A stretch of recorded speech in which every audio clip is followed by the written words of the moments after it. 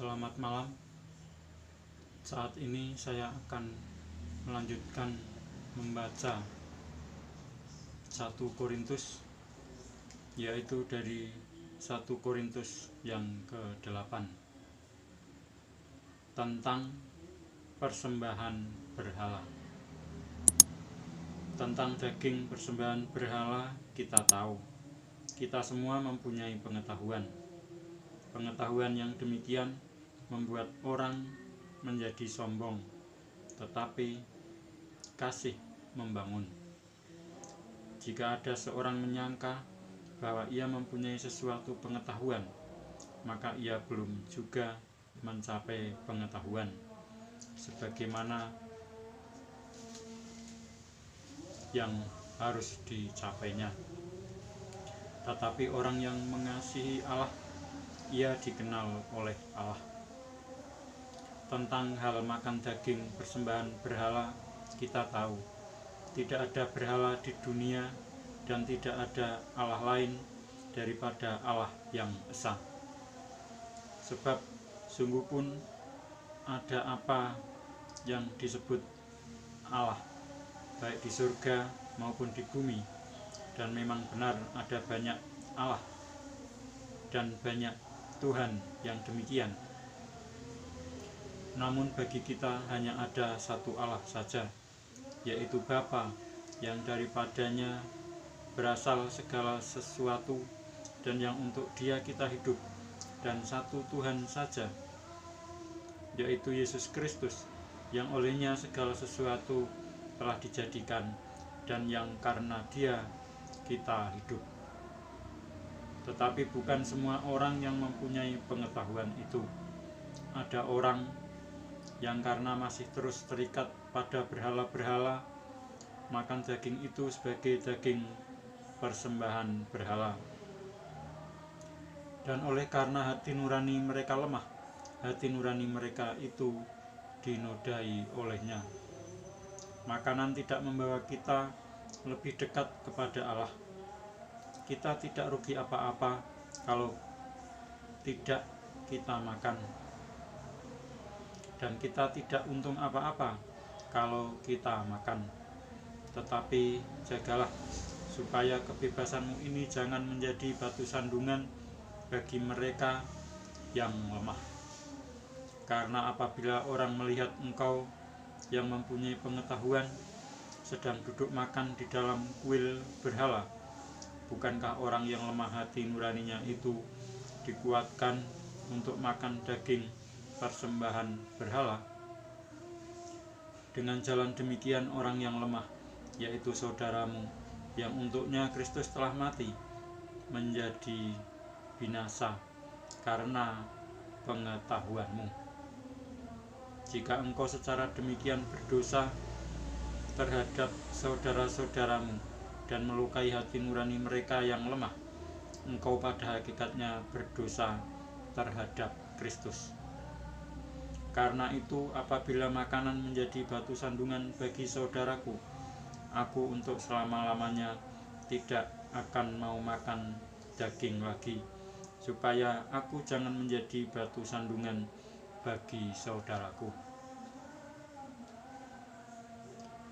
Saya lanjutkan membaca 1 Korintus yang ke-9. Hak dan kewajiban Rasul. Bukankah aku Rasul? Bukankah aku orang bebas? Bukankah aku telah melihat Yesus Tuhan kita? Bukankah kamu adalah buah pekerjaanku dalam Tuhan? Sekalipun bagi orang lain aku bukanlah Rasul, tetapi bagi kamu aku adalah Rasul, sebab hidupmu dalam Tuhan adalah materai dari kerasulanku. Inilah pembelaanku terhadap mereka yang mengkritik aku. Tidakkah kami mempunyai hak untuk makan dan minum? Tidakkah kami mempunyai hak untuk membawa seorang istri Kristen dalam perjalanan kami, seperti yang dilakukan rasul-rasul lain dan saudara-saudara Tuhan dan Kefas? Atau hanya aku dan Barnabas sajakah yang tidak mempunyai hak untuk dibebaskan dari pekerjaan tangan? Siapakah yang pernah turut dalam peperangan atas biayanya sendiri? Siapakah yang menanami kebun anggur dan tidak memakan buahnya? Atau siapakah yang menggembalakan kawanan domba dan yang tidak minum susu domba itu? Apa yang kukatakan ini bukanlah hanya pikiran manusia saja. Bukankah hukum Taurat juga berkata-kata demikian? Sebab dalam hukum Musa ada tertulis, janganlah engkau memberangus mulut lembu yang sedang mengirik. Lembukah yang Allah perhatikan? Atau kitakah yang ia maksudkan? Ya, untuk kitalah hal ini ditulis, yaitu pembajak harus membajak dalam pengharapan, dan pengirik harus mengirik dalam pengharapan untuk memperoleh bagiannya. Jadi, jika kami telah menaburkan benih rohani bagi kamu, berlebih-lebihankah kalau kami menuai hasil duniawi daripada kamu? Kalau orang lain mempunyai hak untuk mengharapkan hal itu daripada kamu, bukankah kami mempunyai hak yang lebih besar? Tetapi kami tidak mempergunakan hak itu. Sebaliknya, kami menanggung segala sesuatu, supaya jangan kami mengadakan rintangan bagi pemberitaan Injil Kristus. Tidak tahukah kamu bahwa mereka yang melayani dalam tempat kudus mendapat penghidupannya dari tempat kudus itu, dan bahwa mereka yang melayani mezbah mendapat bahagian mereka dari mezbah itu? Demikian pula Tuhan telah menetapkan bahwa mereka yang memberitakan Injil harus hidup dari pemberitaan Injil itu. Tetapi aku tidak pernah mempergunakan satupun dari hak-hak itu.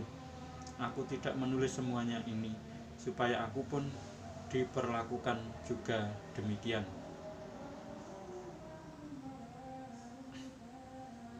Sebab aku lebih suka mati daripada. Sungguh, kemegahanku tidak dapat ditiadakan siapapun juga. Karena jika aku memberitakan Injil, aku tidak mempunyai alasan untuk memegahkan diri. Sebab itu adalah keharusan bagiku. Celakalah aku jika aku tidak memberitakan Injil. Kalau andai kata aku melakukannya menurut kehendakku sendiri, memang aku berhak menerima upah. Tetapi karena aku melakukannya bukan menurut kehendakku sendiri, pemberitaan itu adalah tugas penyelenggaraan yang ditanggungkan kepadaku. Kalau demikian, apakah upahku? Upahku ialah ini, bahwa aku boleh memberitakan Injil tanpa upah, dan bahwa aku tidak mempergunakan hakku sebagai pemberita Injil.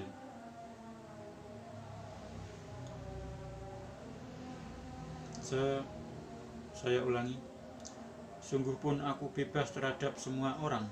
Aku menjadikan diriku hamba dari semua orang, supaya aku boleh memenangkan sebanyak mungkin orang.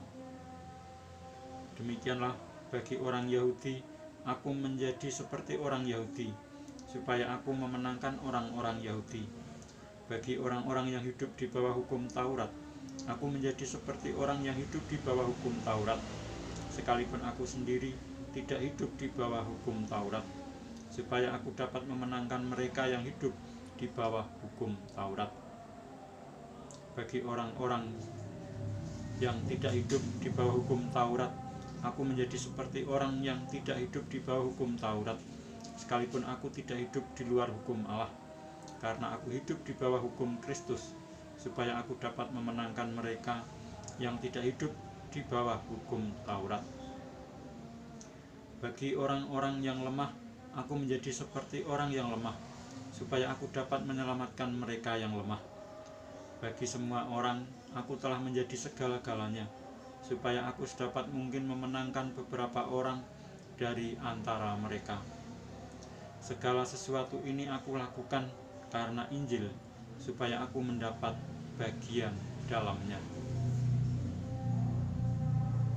Tidak tahukah kamu bahwa dalam gelanggang pertandingan semua peserta turut berlari, tetapi bahwa hanya satu orang saja yang mendapat hadiah?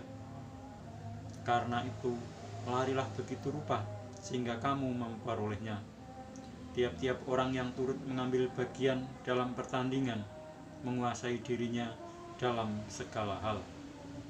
Mereka berbuat demikian untuk memperoleh suatu mahkota yang fana, tetapi kita untuk memperoleh suatu mahkota yang abadi.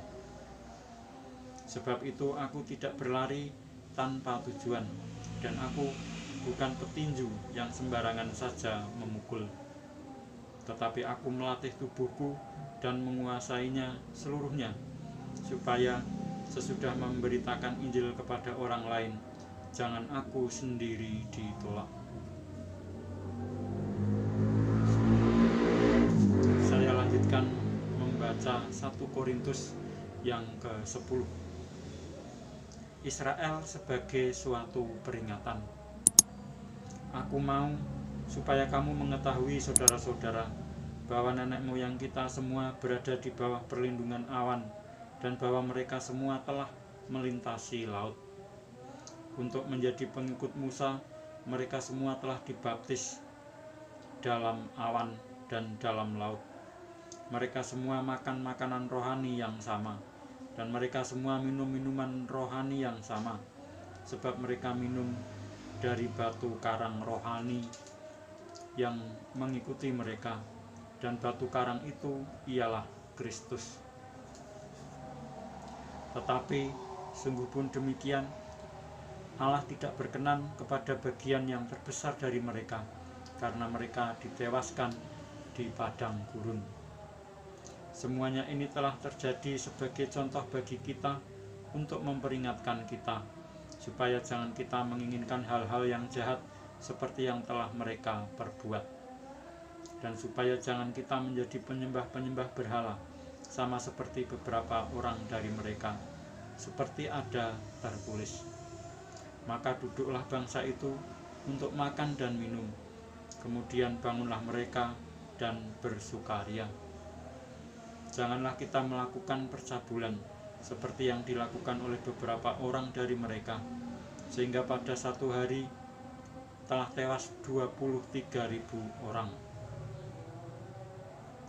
Dan janganlah kita mencobai Tuhan seperti yang dilakukan oleh beberapa orang dari mereka, sehingga mereka mati dipagut ular. Dan janganlah bersungut-sungut seperti yang dilakukan oleh beberapa orang dari mereka, sehingga mereka dibinasakan oleh malaikat maut. Semuanya ini telah menimpa mereka sebagai contoh, dan dituliskan untuk menjadi peringatan bagi kita yang hidup pada waktu di mana zaman akhir telah tiba. Sebab itu, siapa yang menyangka bahwa ia teguh berdiri, hati-hatilah supaya ia jangan jatuh. Pencobaan-pencobaan yang kamu alami ialah pencobaan-pencobaan biasa yang tidak melebihi kekuatan manusia. Sebab Allah setia, dan karena itu Ia tidak akan membiarkan kamu dicobai melampaui kekuatanmu. Pada waktu kamu dicobai, Ia akan memberikan kepadamu jalan keluar, sehingga kamu dapat menanggungnya. Karena itu, saudara-saudaraku yang kekasih, jauhilah penyembahan berhala.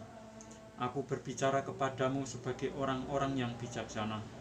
Pertimbangkanlah sendiri apa yang aku katakan. Bukankah cawan pengucapan syukur yang atasnya kita ucapkan syukur adalah persekutuan dengan darah Kristus? Bukankah roti yang kita pecah-pecahkan adalah persekutuan dengan tubuh Kristus? Karena roti adalah satu, maka kita, sekalipun banyak, adalah satu tubuh, karena kita semua mendapat bagian dalam roti yang satu itu. Perhatikanlah bangsa Israel menurut daging. Bukankah mereka yang makan apa yang dipersembahkan mendapat bagian dalam pelayanan mezbah? Apakah yang kumaksudkan dengan perkataan itu bahwa persembahan berhala adalah sesuatu, atau bahwa berhala adalah sesuatu? Bukan.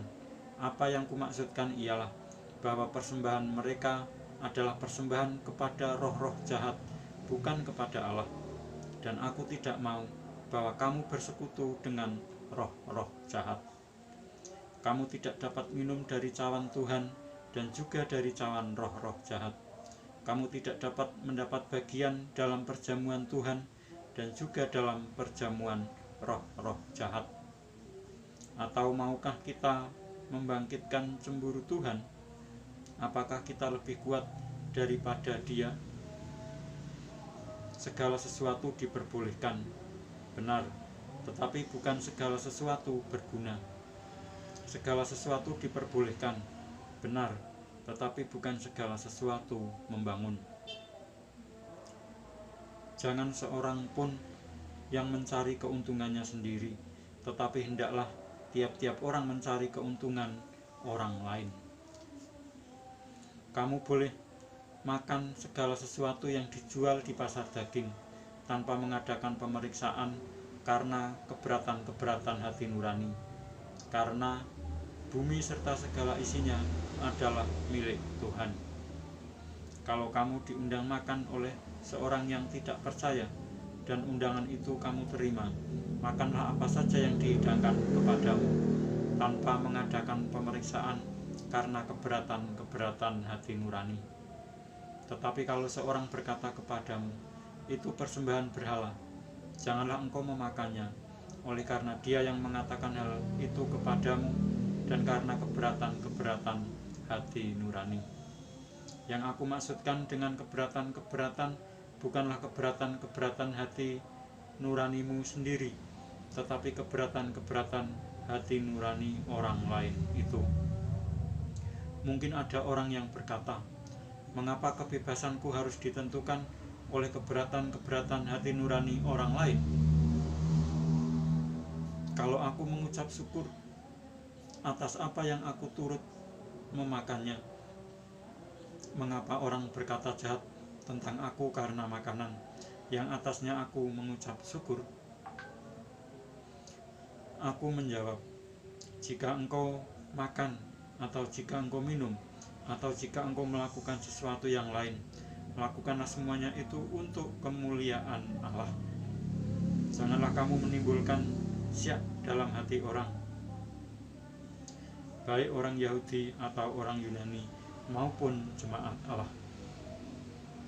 Sama seperti aku juga berusaha menyenangkan hati semua orang dalam segala hal, bukan untuk kepentingan diriku, tetapi untuk kepentingan orang banyak, supaya mereka beroleh selamat.